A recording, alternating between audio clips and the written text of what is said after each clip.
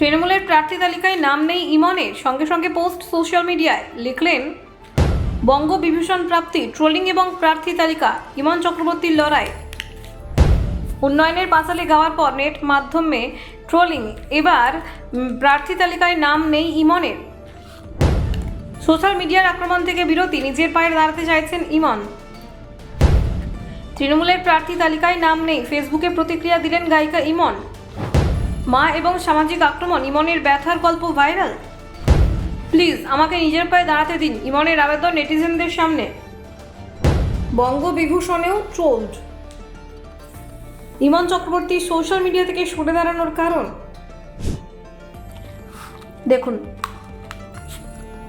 গায়িকা ইমন চক্রবর্তী সম্প্রতি সামাজিক মাধ্যমে তীব্র কটাক্ষ এবং ট্রোলিংয়ের মুখে পড়েছেন।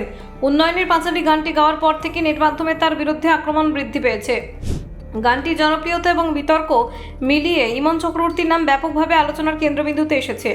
2026 সালে পশ্চিমবঙ্গ সরকারের সর্বোচ্চ সম্মান বঙ্গবিভূষণ প্রাপ্তির পর এই আক্রমণ আরও তীব্র হয়ে ওঠে। অনেকেই সামাজিক মাধ্যমে তার সাফল্যকে নানা রকমভাবে কটাক্ষের মাধ্যমে তুলে ধরেন। কিছু মানুষ এমনকি ইমনকে ব্যক্তিগতভাবে আক্রমণও করেন। সোশ্যাল মিডিয়ায় চলমান ট্রোলিং এবং অপমানজনক মন্তব্যের ফলে ইমন সিদ্ধান্ত নেন কিছু সময়ের জন্য সামাজিক মাধ্যম থেকে সরে দাঁড়ানোর। তিনি জানিয়েছিলেন যে ব্যক্তিগত আক্রমণ থেকে দূরে থাকার জন্য এটা প্রয়োজন। গায়িকার পাশে থাকা অনেকে মনে করতেন যে এই ট্রোলিং তার প্রফেশনাল ক্যারিয়ারের ওপর প্রভাব ফেলতে পারে, বিশেষ করে যখন রাজ্য সরকার বঙ্গবিভূষণ প্রদান এবং তৃণমূল কংগ্রেসের উন্নয়নের পাঁচালী গাওয়ার পর তাকে সামাজিক মাধ্যমে লক্ষ্য করা হচ্ছিল। প্রার্থী তালিকা প্রকাশের আগে জল্পনা ছিল যে ইমন তৃণমূলের প্রার্থী হতে পারেন। সামাজিক মাধ্যমে সেই খবর ছড়িয়ে পড়ার পরই অনেকে আলোচনা শুরু করেন কোন কেন্দ্রে তিনি ভোটে লড়বেন। সোমবার তৃণমূলের প্রার্থী তালিকা প্রকাশিত হয়। নতুন অনেক মুখ থাকলেও সেই তালিকায় ইমনের নাম ছিল না। এই ঘটনার পর ইমন ফেসবুকে একটি গুরুত্বপূর্ণ পোস্ট করেন। পোস্টে ইমন লেখেন তিনি চাইছেন এবার তাকে নিজের পায়ে দাঁড়িয়ে নিজের জীবনকে সামলাতে দিতে হোক।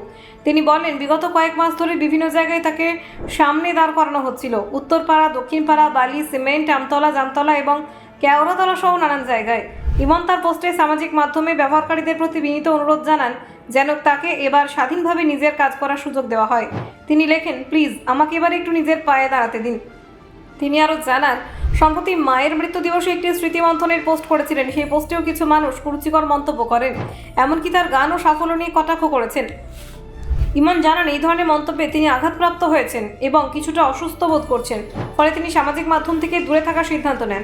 তবে তিনি সম্পূর্ণভাবে নিজেকে বিচ্ছিন্ন করেননি। পেশাগত কারণে তার ফেসবুক এবং ইনস্টাগ্রাম পেজগুলো কার্যকর থাকবে।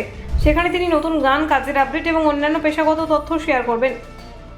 প্রার্থী তালিকায় নাম না থাকার সঙ্গে সঙ্গে ইমনের পোস্ট যেন সকলের প্রশ্নের জবাব দিচ্ছে। তিনি সামাজিক মাধ্যমে চাপ থেকে দূরে থেকেও নিজের ক্যারিয়ার এবং সৃজনশীল কাজ চালিয়ে যেতে পারছেন। ব্যুরো রিপোর্ট, নির্ভীক বার্তা।